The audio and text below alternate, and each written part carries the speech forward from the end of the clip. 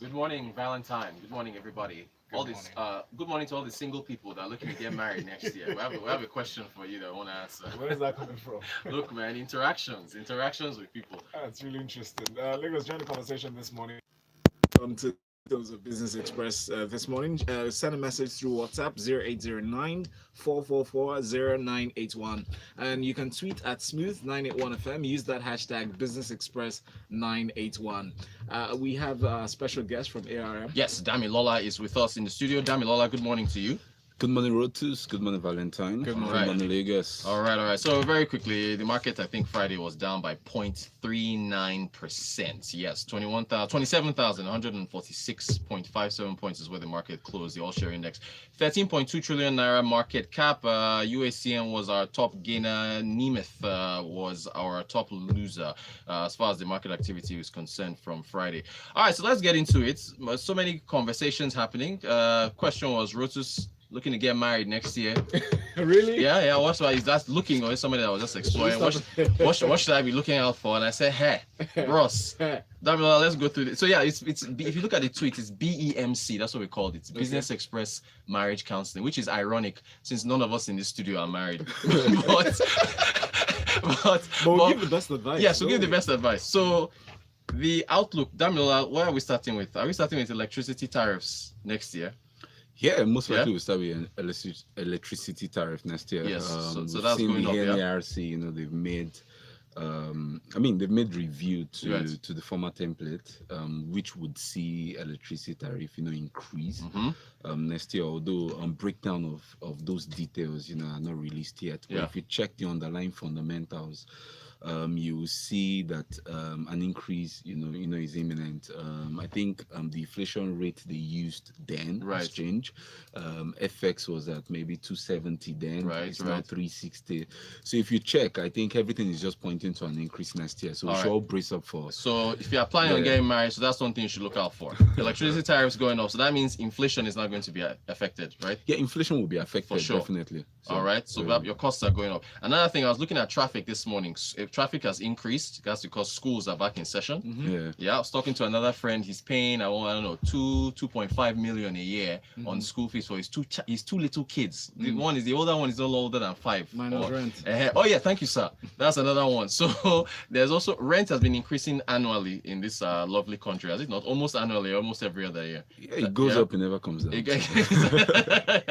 All right, I hope you are keeping score. What else is there? Devaluation is possible. It's rumored. There've been serious argument for devaluation in the currency, and although we don't know when, because the argument has been persisting for some time now.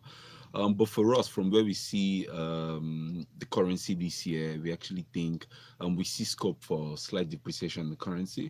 Although for us this year, we're maintaining a very tight band.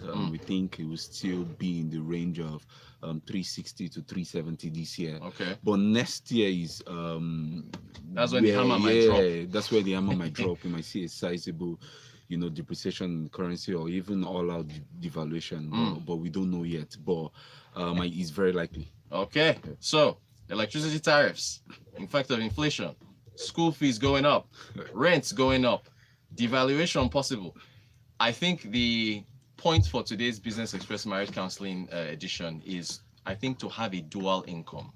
I think it is very, very vital that if you are planning on tying the knots next year or even the year after. How many jobs do you have? How many businesses do you have? So I think have a dollar income, so you'll be up against. or have a dollar income. I think it is very, very, very vital. I think the dual income thing is becoming very heavy. So yeah, look, we've expanded the show now. If you got any couple questions, marriage economics questions, we'll be happy to answer. That can be read in 2 ways. I know, right? All right, let's move into Aceess Bank's half-year results, Damilola. They released it, I think it was Thursday or Friday.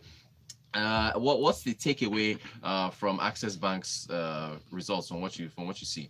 The result, half-year basis, it was decent. They expanded PBT and PAT by 62 and 59%. Profit before tax. Profit before tax and profit after tax, which was decent for us. The declared interim dividend of 25 kobo. which is also good. But for us, if you look at the Q2 standalone numbers, we actually noticed some pressure on that front. Okay. On those front, yeah. PBT, I mean profit before tax and profit after tax on the quarter-on-quarter basis was down 36% and 47% year on year. Yeah. We also saw interest expense, tick higher as well.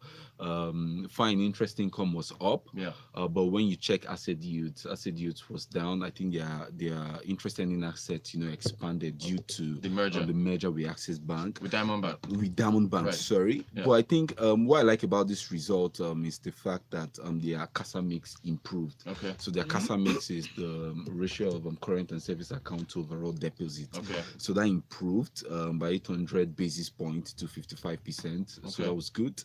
But nonetheless, weighted average cost of fund, was still up. And I think absolute non-performing loan was also up as well. So there was little positive, to take away from the result. But then I think they're still in the initial phase of the integration with Aceess Bank. Right. So it might take a while, to see the benefit of the merger. But for now, we are still seeing flashes of pressure here and there. Okay. But like I said, with higher deposit, right. Which are tilted towards the cheaper end, the CASA end, we might start seeing, their weighted average cost of funds, come lower. Okay. And also their interest expense as well, which might be supportive of earnings, going forward. Okay. But for now, do you have any recommendation on their stock? My last recommendation on stock was a buy. Okay. But at the moment, with the result that was just released, we'll be revisiting our estimate. Okay, I'm taking a look at it again. I'm taking a look at it again, but we have a buy. Okay. Good stuff. Dipo sent in a message. Yeah. He's asking if you can recommend any, so based on the authenticity or validate the authenticity of the forex trading and investment company. Any idea who they are?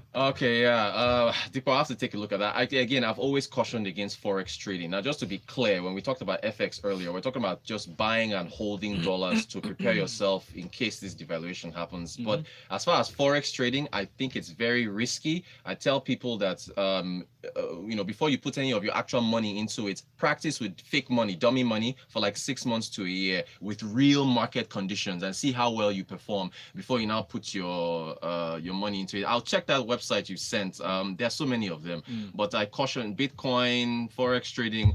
I tell people to please be very, very careful. So the key thing, practice for 6 months. All these websites, they'll give you a chance to put like Monopoly money.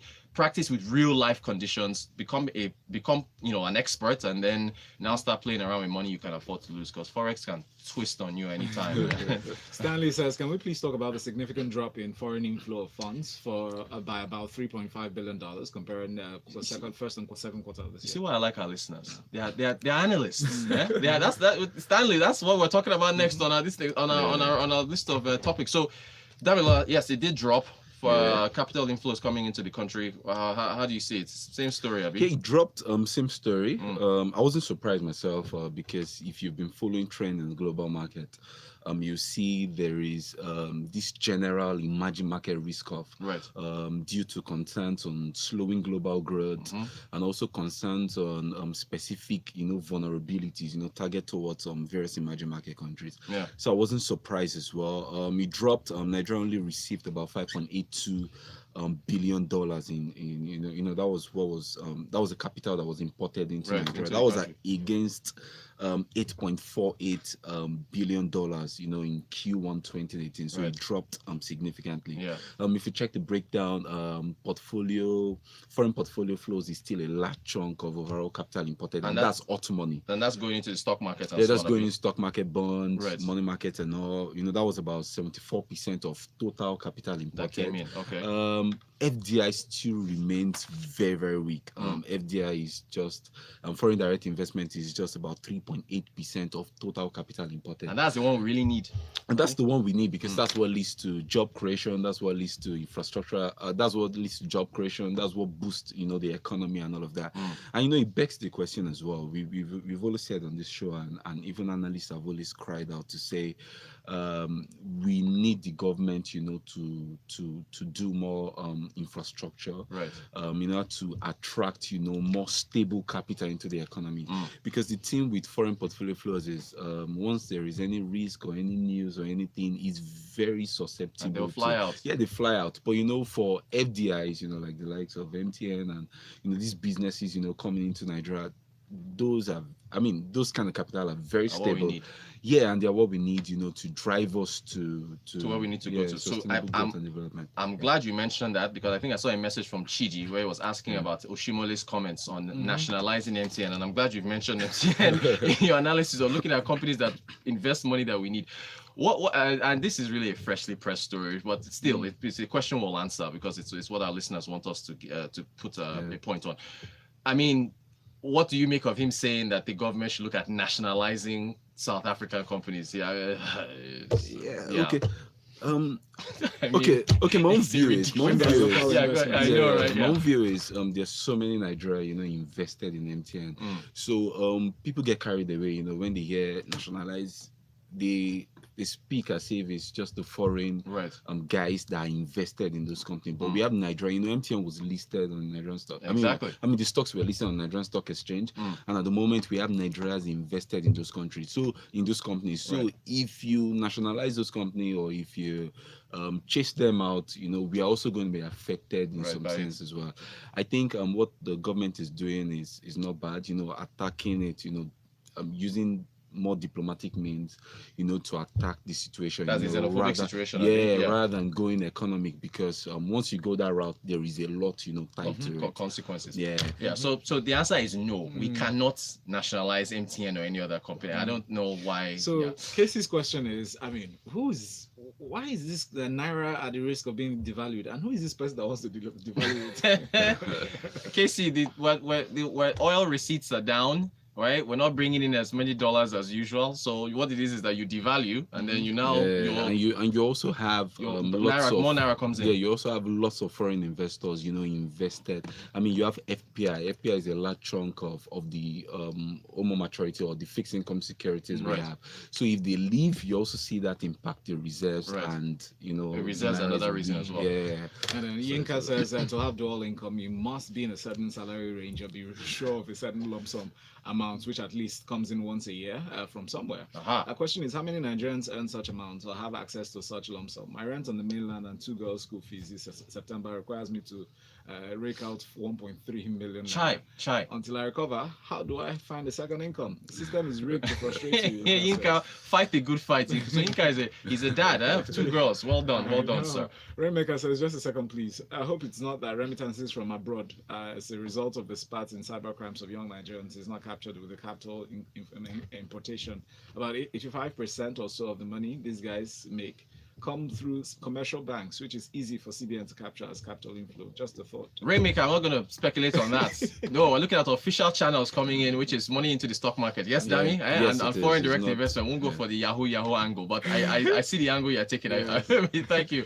Valentine, that's it? Yeah. That's it? Yes. Okay, I see other questions. We'll try and get to them tomorrow. Thank you all for your questions. We really appreciate the interactive nature of the show. Dami Lola from ARM, thank you so much for joining us. Really appreciate Thank you, it. Rotus. So please think twice before tying the knots.